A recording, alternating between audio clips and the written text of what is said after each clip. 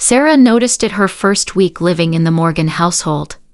Every morning at precisely 5:30 a.m., Richard, her new father-in-law, would slip out of the house with a small leather satchel. He'd return an hour later, sometimes with damp sleeves or mud on his shoes, but always with the same peaceful expression. In the evenings before dinner, he'd disappear into his study for exactly 45 minutes. No one was allowed inside. Not even Martha, his wife of 40 years, disturbed this ritual. "Don't mind Dad," Andrew said when Sarah mentioned it. "He's always been like that. We stopped asking about it years ago." Sarah's marriage to Andrew had been a whirlwind affair. 6 months of dating, a 3-month engagement, and now they were living with his parents while saving for a place of their own. The Morgan family home, a sprawling Victorian at the edge of Silver Lake, had plenty of room for them all, but privacy was in short supply. "I'm not judging," Sarah whispered as they lay in bed that night. "I just think it's curious, that's all." Andrew tucked her closer against his chest. "Dad's an accountant, probably just balancing secret books or something equally boring." But accountants didn't come home with river water on their cuffs or forest debris clinging to their pants. They didn't lock themselves away each evening with the precision of a Swiss watch. The mystery of Richard's routine nagged at her, a persistent itch she couldn't scratch. One morning, as dawn crept across the horizon, Sarah woke to the soft click of the front door. She slipped from bed, careful not to disturb Andrew, and followed her father-in-law at a discreet distance. Richard walked with purpose, his tall figure silhouetted against the purple-gray sky. He followed a path that led away from town and toward the lake.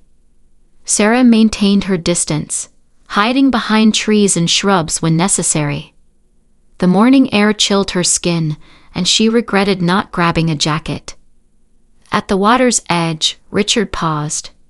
He removed a small notebook from his satchel and sat on a flat boulder that overlooked the still water.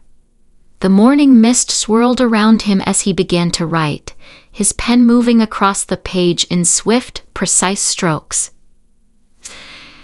Sarah crept closer, curiosity overwhelming her caution. A twig snapped beneath her foot, and Richard's head jerked up. "Who's there?" he called, closing the notebook with a snap. Sarah froze, contemplating retreat, but then stepped forward. "It's just me. I'm sorry for following you." Richard's expression shifted from alarm to resignation. "Well, you're here now. Come sit." Sheepishly, Sarah joined him on the boulder.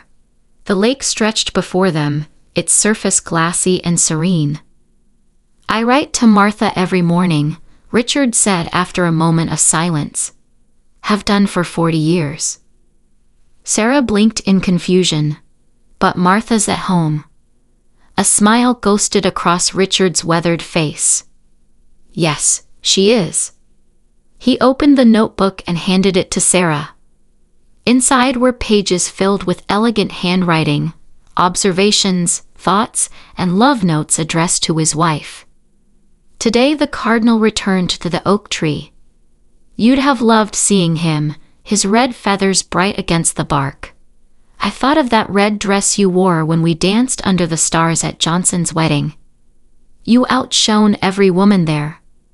Sarah read the words, feeling like an intruder in a private moment. These are beautiful, Richard. But why not just tell her these things? I do in my way, he said, taking back the notebook. But words spoken are ephemeral. They drift away on the wind. Words written have weight. Substance. He tucked the notebook away. Besides, I'm saving these. Before Sarah could ask what he meant, Richard stood. We should head back. You'll catch cold out here without a coat. The walk back was silent but companionable. As they approached the house, Richard paused. I'd appreciate if you kept this between us for now. Sarah nodded, but the mystery had only deepened. Richard had answered one question, but created several more. Life resumed its rhythm in the Morgan household.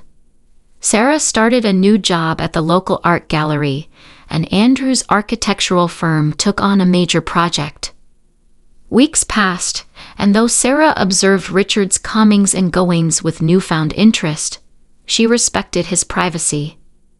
Then came the morning when Martha didn't come down for breakfast. "She's just feeling under the weather," Richard assured them, but the worry lines etching his forehead told a different story. By evening, Martha was in the hospital. Preliminary tests suggest a stroke, the doctor told them in hushed tones. "We'll know more after the MRI." The days that followed were a blur of hospital corridors, vending machine coffee, and tense waits for updates. Martha was stable but unresponsive. The doctors spoke of brain activity and neural pathways, of hope and realistic expectations. Through it all, Richard maintained his routine. Each morning at 5:30, he would leave the hospital where he'd spent the night at Martha's bedside. He'd return an hour later, sometimes with flowers from the lake's edge. In the evenings, he'd retreat to a quiet corner of the waiting room for exactly 45 minutes. On the 7th day, Sarah found him there, hunched over his notebook. Teardrops spattered the page as he wrote. "She might not wake up," he said without looking up. "They're preparing me for that possibility." Sarah placed a gentle hand on his shoulder. "I'm so sorry, Richard." He closed the notebook and met her gaze. 40 years of marriage. "Do you know what I regret most?" He didn't wait for her answer. "The things left unsaid. The moments I was too proud or too busy or too foolish to tell her exactly what she meant to me." Sarah thought of Andrew, of their young love still taking root, of all the words yet to exchange, all the moments yet to share. The notebooks, that's why you write them, isn't it? To make sure nothing goes unsaid. Richard nodded. "And the evening sessions? I read them to her. Every night before bed, I read her an entry from years past. It's our tradition." A tradition now interrupted by hospital machines and uncertain futures. "She can still hear you," Sarah said with sudden conviction. The doctors said auditory processing often remains intact, even when patients can't respond. "You should read to her." That night, Richard brought his leather satchel to Martha's room. Andrew and Sarah sat quietly in the corner as Richard pulled his chair close to his wife's bedside. He selected a weathered notebook from the stack he'd brought and began to read. April 15, 1986. "Today you wore your hair differently, pulled back with that blue clip your sister gave you for Christmas. The sunlight caught it just so as you leaned over your garden, and for a moment, I forgot to breathe." Richard's voice, usually so controlled, trembled with emotion.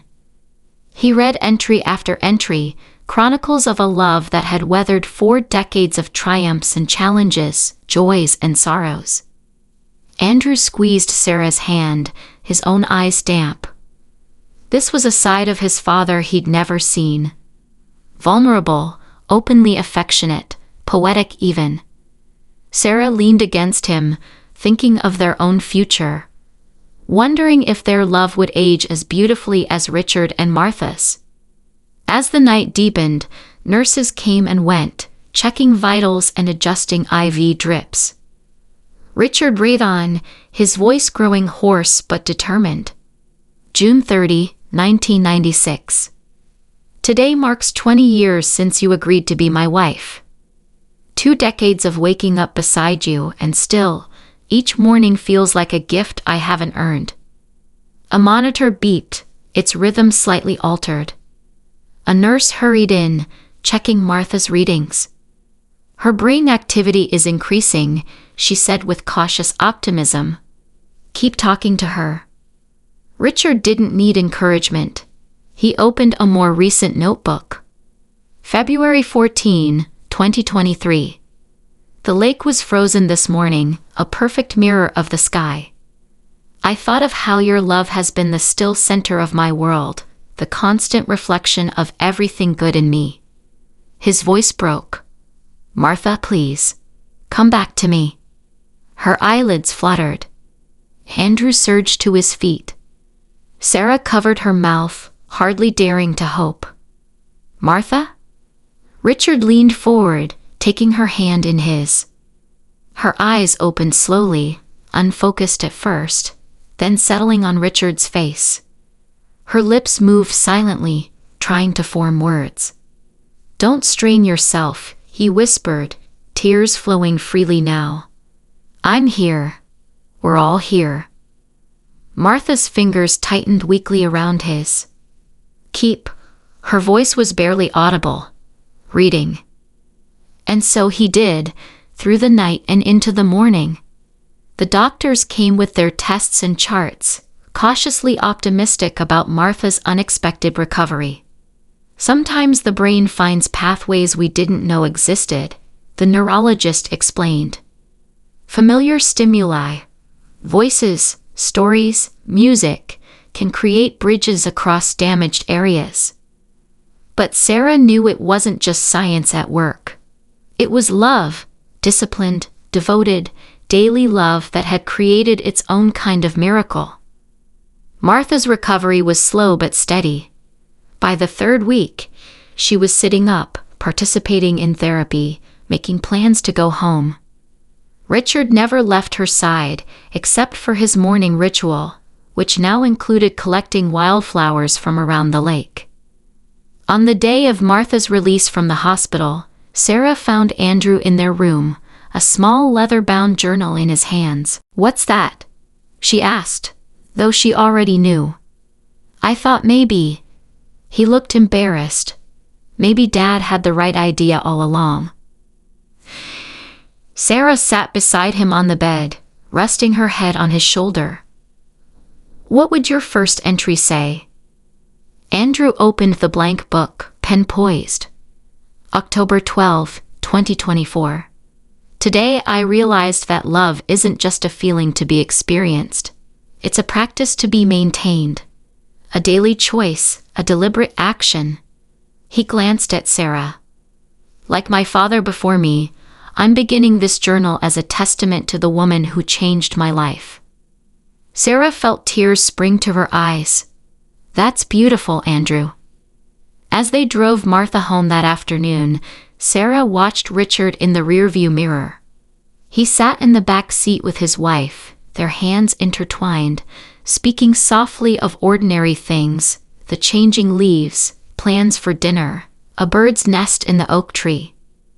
Understanding dawned on Sarah like the slow rise of morning light. Love wasn't found in grand gestures or perfect moments. It lived in rituals maintained through decades, in words written at dawn's first light, in the daily choice to see your partner anew. That evening, as the family gathered for dinner in the Morgan home for the first time in weeks, Martha raised her glass in a shaking hand. To routines, she said, her eyes finding Richard's across the table, and to the love hidden within them. Later, as Sarah and Andrew prepared for bed, she heard the familiar sound of Richard's study door closing. 45 minutes, she knew. A tradition resumed. Do you think we'll be like them someday? Andrew asked, wrapping his arms around her from behind. Sarah leaned back against his chest, watching the moon rise over Silver Lake through their window. I hope so, she whispered. I really hope so. In the quiet house, she imagined Richard reading to Martha from one of his many notebooks, continuing the love story they'd been writing together for 40 years. One daily routine at a time.